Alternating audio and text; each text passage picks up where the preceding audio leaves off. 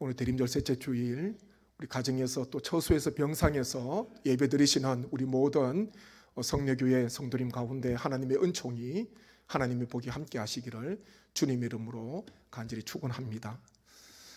어떤 사람이 태평양을 항해하다가 표류하게 되었습니다. 그래서 한 섬에 들어가게 되었는데요, 그 섬의 특징은 그 표류하던 그 사람이 섬에 들어오게 되면 1년 동안 그 사람을 왕으로 모시면서, 그리고 1년 동안 그 사람을 왕으로 모시면서 그 사람이 마음껏 무언가를 할 수 있도록 그런 배려를 해주는 것입니다. 이 사람이 그 섬에 들어가 보니까 이 사람들이 자신을 왕으로 세우고 또 바깥 세상 이야기를 듣기를 원하였습니다. 그러면서 이 표류자는 그 섬에 있는 사람들에게 혹시 자기 앞에 왔던 사람들이 있었다면, 표류자가 있었다면 1년 동안 무엇을 했습니까? 물어보았습니다. 그러니까 그 섬 사람들이 첫 번째 표류자는 섬에 들어와서 자신을 왕으로 모시고, 그리고 모든 백성들이 자신의 말에 다 귀를 기울이니까 그 사람은 1년 동안 자신이 앞으로 살 저택을 열심히 준비했다는 그런 말을 했습니다. 그런데요, 1년이 지나가고 난 뒤에 다시 그 섬을 떠나야 했습니다. 그 이유는 1년 동안 왕으로 살아가지 1년이 지나게 되면 섬에 들어왔던 그 모습 그대로 다시 섬을 떠나가야 하는 그 규율이 있었기 때문입니다. 두 번째 사람은요, 이 섬을 다니면서 각종 좋은 맛있는 음식을 실컷 1년 동안 먹었습니다. 그 사람도 1년이 지나고 난 뒤에 섬에 들어오던 그 모습 그대로 다시 섬을 떠나야만 했습니다. 이 세 번째 사람, 이 사람이 모든 섬의 사람들의 말을 듣고 난 뒤에 섬을 한 바퀴 쭉 돌았습니다. 빙 돌고 난 뒤에 보니까 섬 가까이 한 무인도가 있는 거예요. 그러면서 이 표류자, 세 번째 표류자는 1년 동안 그 섬 무인도를 오가면서 그곳에 나무도 심고 밭도 가꾸고 집도 짓고 부지런히 땀을 흘리며 준비를 했습니다. 그리고 나서 1년 뒤에 마침내 섬을 떠나야 하는 그런 때가 되었지요. 이 사람이 어디로 갔겠습니까? 그 사람은요, 1년 동안 열심히 준비한 자기가 앞으로 살 그 무인도로 떠나게 되었던 것입니다. 이 섬 사람들에게 작별을 하고 그 무인도에 가서 살았다는 그런 이야기가 있습니다. 우리에게 주는 교훈이 무엇이겠습니까? 표류자 두 사람은, 첫 번째, 두 번째 표류자는 1년 뒤에 떠나야 한다는 것을 알지 못했습니다. 그래서 이 큰 저택을 짓고, 그리고 이 자신이 먹고 싶은 음식을 1년 동안 실컷 먹게 되었습니다. 그런데요, 이 세 번째 표류자는 1년 동안 자신을 왕으로 모셔주지만은, 자기가 원한 대로 할 수 있지만은 1년 뒤에는 그 섬을 떠나야 한다는 것을 알고 있었기에 1년 후를 생각하면서 섬을 떠나는 그날에 내가 어디로 가야 할 것인가, 내가 무엇을 해야 할 것인가, 그날을 준비하면서 1년 동안 지혜롭게 삶을 살아간 것입니다. 우리에게 주는 교훈이 무엇이겠습니까? 우리는 세 번째 표류자가 되어야 합니다. 이 땅에 사랑하는 가족이 있고 사랑하는 집이 있고 또한 여러 가지 많은 기쁨이 있지만은 가장 중요한 것은 우리가 이 세상에 영원토록 살 수 없다는 것, 그리고 언젠가는 이 세상을 떠나야 하는 날이 온다는 것을 우리는 늘 마음속에 기억해야 합니다. 그래서 지혜로운 사람은요, 이 섬을 떠나는 날을 준비하는 사람이에요. 이 세상을 떠나는 그날을 바라보고 그날을 준비하며 살아가는 사람, 그 사람이 정말 지혜로운 사람입니다.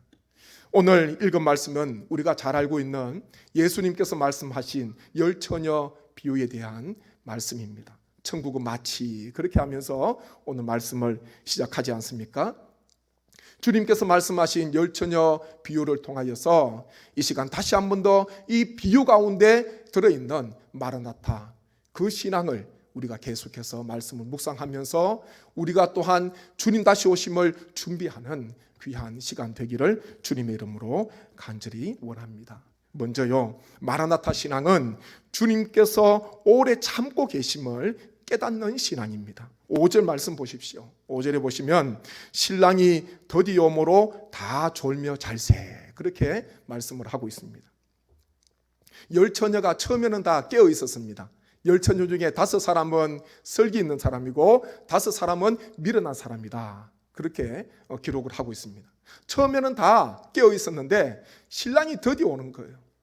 여기 보면 열 처녀는 신부가 아닙니다. 열 처녀는요, 신부는 당연히 한 명이고 이 열처녀는 신부의 친구들인데 당시 신랑이 올 때에, 신랑이 신부에게로 올 때에 이 친구들이 신랑을 맞이하는 그런 풍습이 있었습니다. 그래서 신부대는 그 친구를 돕기 위해서, 신랑을 맞이하기 위해서 이 우인 10명이요, 열처녀가 신랑을 기다리다가 깨어 있었는데 신랑이 더디 오니까 나중에 졸면서 잠을 자게 되었다, 그렇게 말씀합니다. 처음에는 깨어 있었어요. 그런데 나중에 다 졸았다, 그렇게 말씀합니다. 여기 보니까 슬기 있는 자도 졸았고 미련한 자도 다 졸았습니다. 우리는 이 말씀 속에서 우리가 주목해야 되는 것은요, 신랑이 더디 온다는 거예요.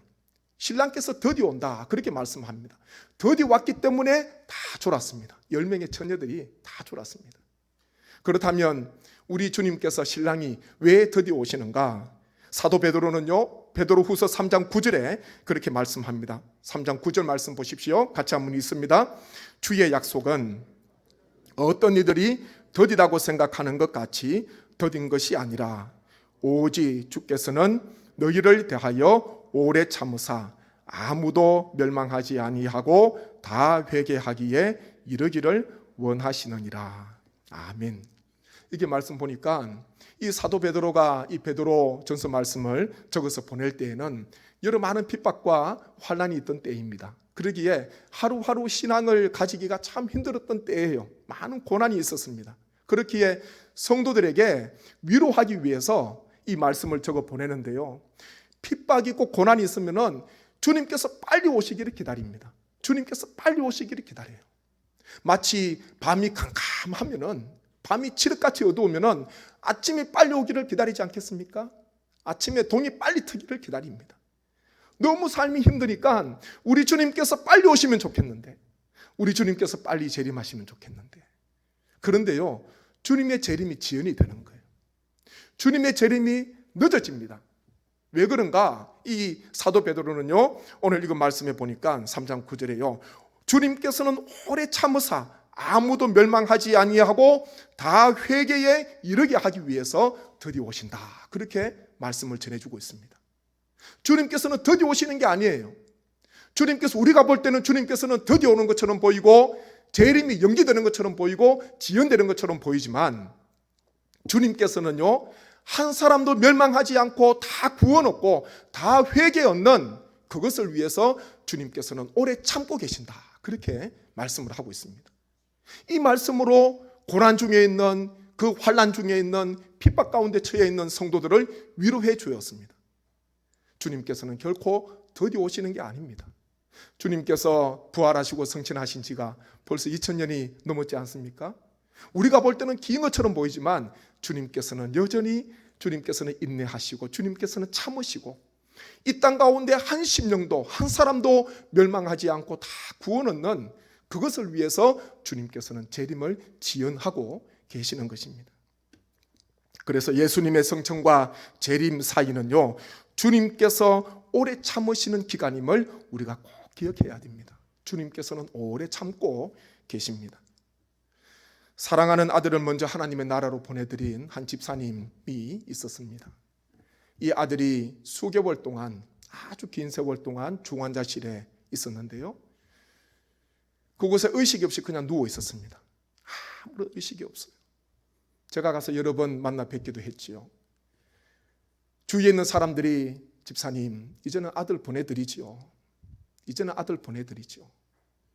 시간이 많이 지났는데 조심스러워하면서 이분께, 아버지에게 이야기를 합니다. 교회 분들도 이야기하고 함께 하시는 분들이 조심스럽게 이야기를 합니다. 이제는 그냥 보내드리죠. 저에게 그런 이야기를 하시더라고요. 아들을 보내줘야 되는 것은 하루에 10번, 100번 더 생각한대요. 오늘은 내가 보내드려야지. 오늘은 내가 이제 의사에게 가서 이제 그냥 아들을 보내주지요. 보내드려야지요. 그런 이야기를 하려고 하는데 생각은 그런데요, 마음에 안 드는 거예요. 그러면서 이런 이야기를 제가 듣게 되었습니다. 목사님, 그래도 아들이 의식이 없지만은 중환자실이라도 누워 있으니까 제가 가서 얼굴을 볼 수가 있고, 제가 가서 손을 만질 수가 있고, 제가 가서 머리를 감겨줄 수도 있고, 제가 그것 할 수 있는데 이 아들을 보낸다는 생각하니까 이 아들을 더 이상 이 땅에서 육신의 모습을 볼 수 없다고 생각하니까 그게 너무 힘듭니다. 그런 이야기를 하시더라고요. 저도 울고 저도 마음이 참 많이 아팠습니다. 그 마음을 누가 알겠습니까? 주위의 사람들은 이제 보내드리지요. 이야기할 수 있어요. 그런데 목사님 아들 보내드리면은 이제는 제가 중환자실에 가도 아들의 모습 얼굴을 볼 수도 없는데 그래도 지금은 의식이 없지만 누워 있으니까 그래도 제가 손도 잡을 수가 있고 얼굴을 쓰다듬을 수가 있고 그게 저에게 큰 위로가 된다는 거예요. 하지만 마침내 이 아들을 보내드렸습니다. 이 땅에 살아가는 모든 부모의 마음 아니겠습니까? 자녀를 둔 모든 부모의 어버이의 마음입니다. 애타는 심정. 그걸 누가 알겠습니까? 오늘 말씀에 보면 마치 이 주님의 마음이요. 이 아버지, 좀 전에 말씀드린 아들을 보내주지 못하는 그 아버지의 마음을 우리가 조금이나마 우리가 생각하면서 주님의 마음을 저희가 기억해야 됩니다. 주님의 애타시는 마음. 주님께서 재림하시면요, 주님께서 심판하시고 선과 악을 구분하시고 사람들이 멸망받게 되고 주님을 믿지 않는 자들은 영벌에 처하게 되는데 영원한 지옥에 떨어지게 되는데 주님께서는 그걸 아시는 거예요. 그러시면서 하루하루 재림을 지연하시는 것입니다. 주님께서 안 오시는 게 아니에요. 지금 당장이라도 주님께서는, 오늘이라도 주님께서는 재림하실 수가 있지만 우리를 사랑하시기 때문에, 특별히 믿지 않는 영혼을 주님께서는 사랑하시기 때문에 한 사람도 멸망받지 않고 다 구원 얻도록 하기 위해서 주님께서는 지금도 재림을 지연하시는 거예요. 의도적으로, 계획적으로 재림을 늦추는 것입니다. 우리는 이 주님의 마음을 아셔야 됩니다. 이 주님의 마음을 아셔야 돼요. 나는 준비되었으니까 마라나타 주님 오십시오. 저는 준비되었습니다. 저는 슬기로운 처녀처럼 등불 기름 준비하고 주님을 맞이하고 있습니다. 주님 오십시오. 그 신앙도 중요한데요, 우리가 나 자신만 볼 것이 아니라 믿지 않는 가족을 봐야 되고요, 믿지 않는 일가 친척을 봐야 되고요, 믿지 않는 사람들을 봐야 되는 것입니다. 주님께서는 그들에게 복음을 전하라고, 그들에게 생명을 전하라고 주님께서는 오늘도 재림을 하루 연장하시고 재림의 때를 늦추시고 계심을 우리는 꼭 기억하셔서 우리도 준비하고요, 또한 함께 있는 주님을 알지 못하는 자들도 주님의 때를 준비하고 다 회개하여 주님의 구원의 역사를 경험할 수 있도록, 얻을 수 있도록 우리가 이 마라나타 신앙 가지고 주님의 재림을 준비하고 기다려야 할 줄로 믿습니다. 다음으로요, 마라나타 신앙은 자신이 준비한 것으로 주님을 맞이해야 함을 깨닫는 신앙입니다. 6절부터 8절 말씀 보십시오. 제가 같이 교독하시겠습니다. 밤중에 소리가 나되 보라 신랑이 오로다 맞으러 나오라 하매.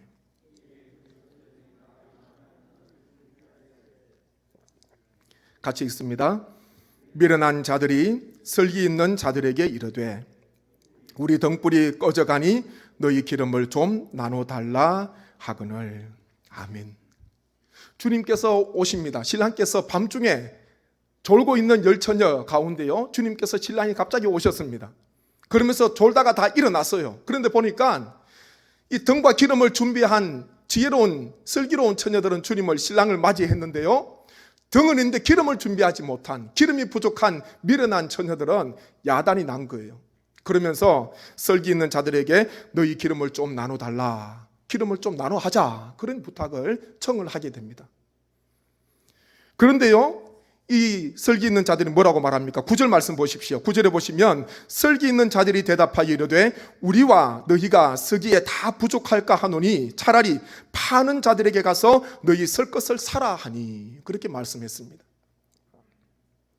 미련한 자들, 등은 있는데 기름이 없어요. 등불을 밝혀야 되는데 슬기 있는 자들에게 기름을 좀 나눠주십시오, 나눠달라 요청합니다. 그런데요, 슬기 있는 자들은 나눠줄 수가 없다는 거예요. 차라리 파는 자에 가서 구입해서 사서 와라, 그런 이야기를 합니다. 여기에서 등이 무엇이고 기름이 무엇인가, 여러 많은 학자들의 의견이 분분합니다. 등은 무엇이고 기름이 무엇인가, 무엇을 의미하고 무엇을 상징하는가, 우리는 여기에 너무 많은 신경을 쓰시면 안 됩니다. 등이 무엇인가, 기름이 무엇인가, 그것보다요, 비유기 때문에 더 중요한 것은 주님께서 오실 때에 내가 준비한 것을 가지고 주님을 맞이해야지, 내가 준비한 것을 사랑하는 누구에게라고 내가 부탁한다고 나눠줄 수가 없는 거예요. 또 내가 누군가에 가서 좀 나눠달라고 할 수가 없는 것입니다. 주님의 재림은 일대 주님을 독대하는 시간입니다.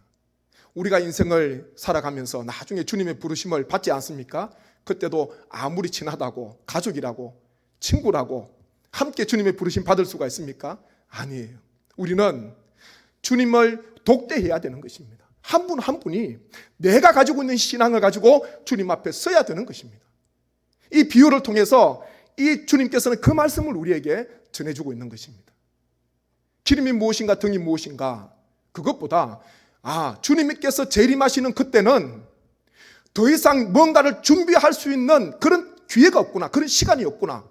신랑이 밤에 급박하게 임박하게 갑자기 임하셨습니다. 갑자기 오셨습니다. 더디다가 갑자기 오신 거예요. 그러니까 더 이상 준비할 수 있는 시간이 없어요. 가서 구입하러 갈 수 있는 시간도 없고 어떻게 만회할 수 있는 시간이 없습니다. 나중에 보십시오. 혼인잔치 문이 닫혔습니다. 미련한 자들이 기름을 구하러 간 사이에 문이 닫힌 거예요. 혼인잔치 문이. 신랑이 다 들어갔습니다. 주님의 재림은 더딘 것처럼 보이지만요, 임하시게 되면 아주 급박하게, 긴박하게 임하게 됩니다. 마치 이스라엘 백성들이 출애굽할 때에 급박하게 출애굽하게 된 것처럼, 그렇기에 주님께서 재림하시게 되면 준비할 수 있는 기회가 더 이상 없습니다. 준비할 수가 없어요. 시간이 없습니다. 내가 준비한 것을 가지고 내가 주님 앞에 서야 함을, 빌려줄 수도 없고 빌릴 수도 없다는 것을 우리가 꼭 기억하셔서 나 자신의 믿음, 나 자신의 신앙과 믿음을 가지고 주님을 독대해야 됨을 우리는 꼭 기억하셔야 됩니다. 마태복음 24장 17절 18절 말씀에 보면 그렇게 주님께서 말씀하셨습니다. 지붕 위에 있는 자는 집 안에 있는 물건을 가지러 내려가지 말며 밭에 있는 자는 겉옷을 가지러 뒤로 돌이키지 말지어다. 아멘. 무슨 말씀입니까? 급박한 거예요. 주님께서 오시는 그날이 되면은 돌이킬 수 없는, 뭔가를 내가 가지러 갈 수 있는, 뭔가를 내가 준비할 수 있는 기회가 없는 것임을 우리가 꼭 기억하셔야 됩니다. 마라나타 신앙, 주님께서는요 갑자기 임하시는데 자신이 준비한 것으로 주님을 맞이해야 함을 우리가 꼭 기억하셔야 됩니다. 그리고 마라나타 신앙은 문이 닫히면 더 이상 기회가 없음을 깨닫는 신앙입니다. 10절부터 12절 말씀 보십시오. 제가 같이 말씀을 교독합니다. 그들이 살아간 사이에 신랑이 오므로 준비하였던 자들은 함께 혼인잔치에 들어가고 문은 닫힌지라.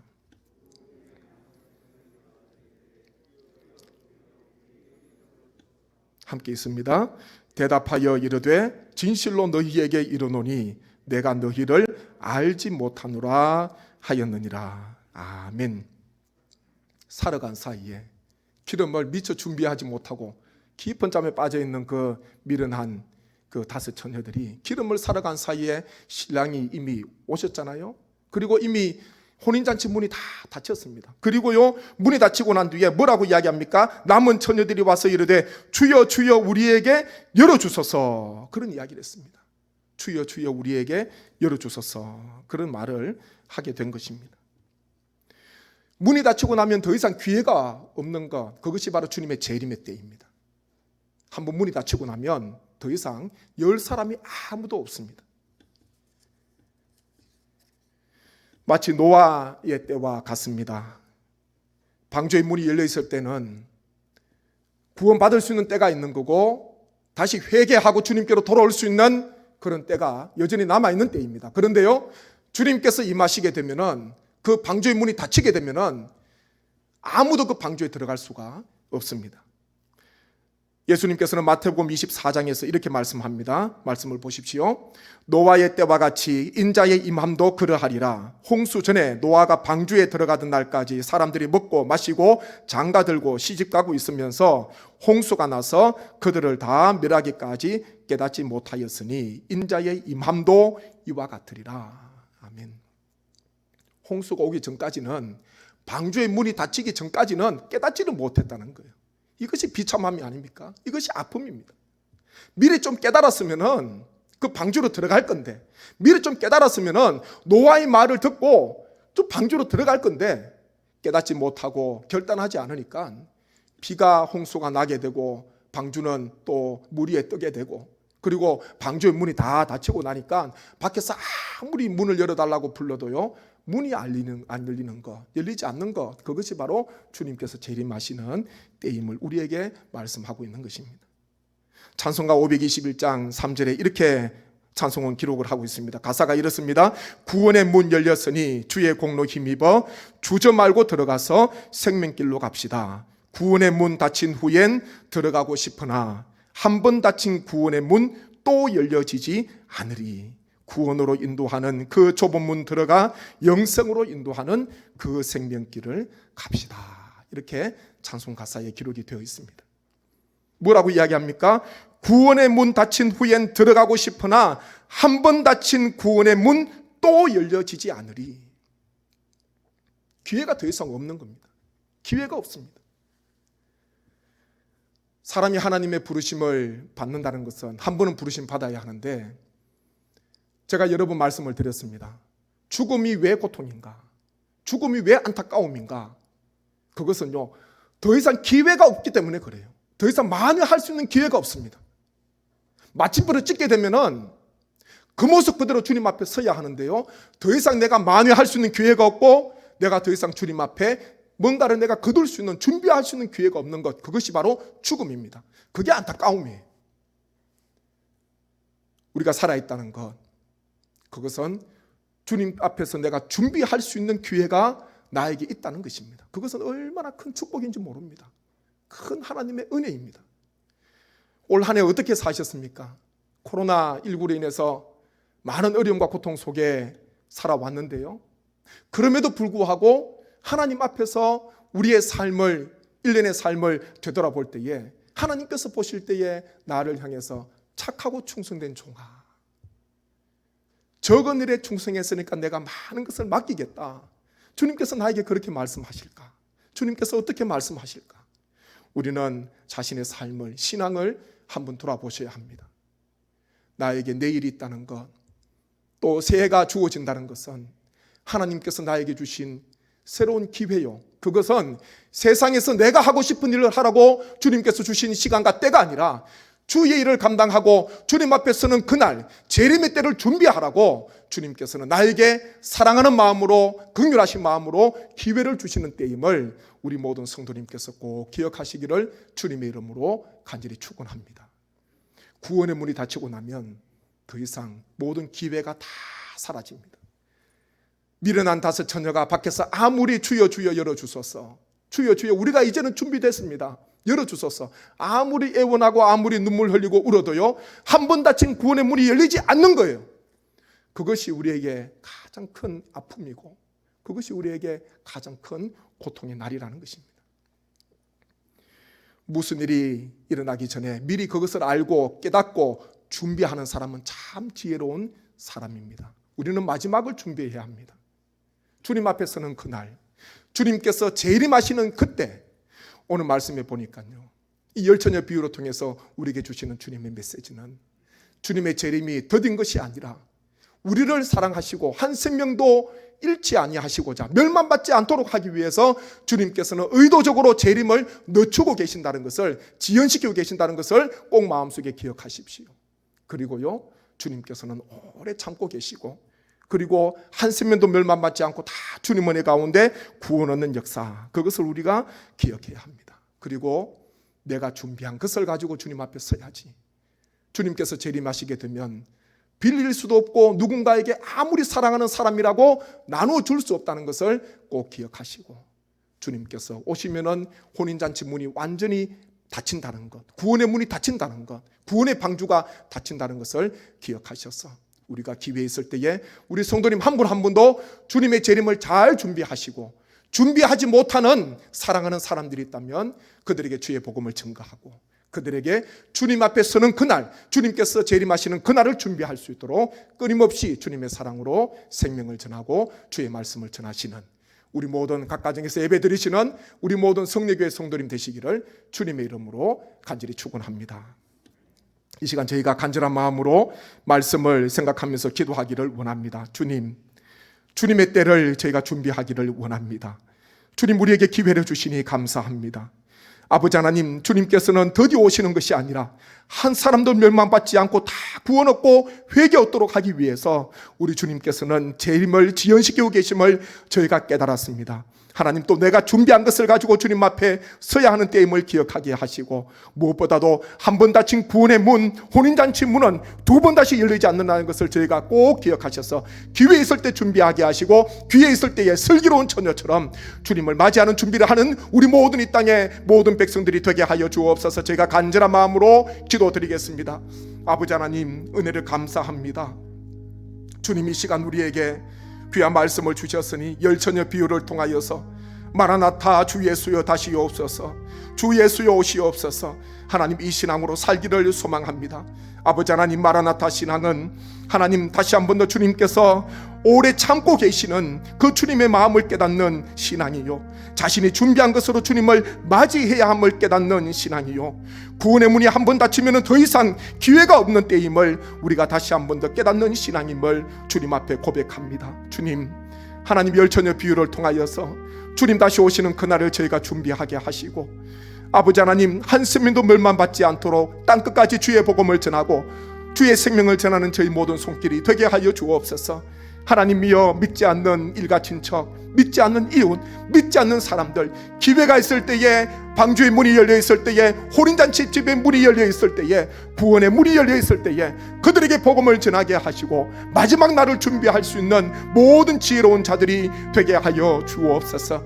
아버지 하나님, 우리 한 분 한 분 나 자신도 준비해야 하지만 준비하지 못하는 자들을 돌아보게 도와주시고, 하나님의 그들을 신앙으로 믿음으로 인도할 수 있는 이 땅의 모든 교회와 우리 모든 성도님 될 수 있도록 은총을 베풀어 주옵소서. 하나님, 우리에게 이 땅에 하나님께서 기회를 주심에 감사함을 드립니다. 준비하게 하시고 그날을 예비하게 도와주시고 하나님의 사랑을 전하는, 주의 복음을 전하는 우리 모든 삶 되게 하옵소서. 이 모든 간구를 예수님의 이름으로 기도드립니다.